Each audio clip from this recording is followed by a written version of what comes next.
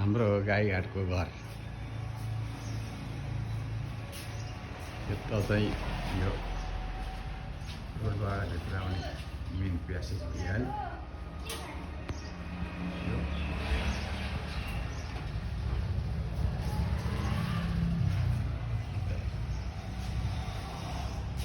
यहाँ फुलहरू लगाउनु भएको रहेछ गमलामा।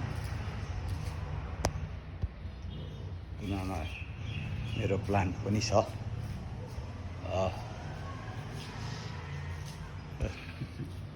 किचन भइहाल्यो यो कस्तो छ। आँप फलेर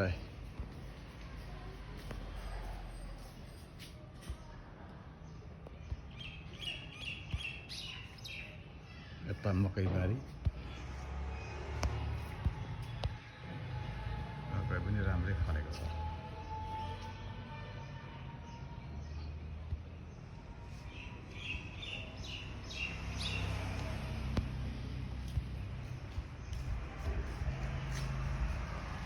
यतापट्टि पानीको धारा छ, कल सिस्नो रोपेर दामी। यो अम्बा फलेर यति सानै छ, फलेछ।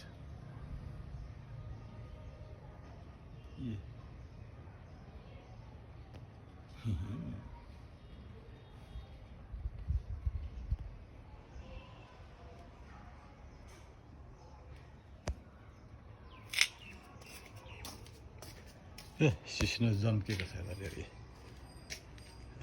दामी छ।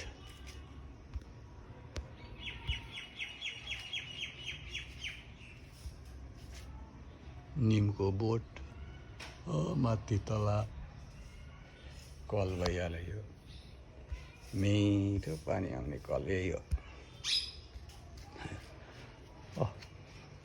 मकै खान आइरहेको छ सुगार त्यसका बाजेको। यो खतरा दामी फुल रहेछ यो। यस्तो छ मकैबारी, मेवाको बोट, आँप। यता यो लाली गुराँस पनि भइहाल्यो। यस्तो छ माथि टपमा यतिसम्म देखियो।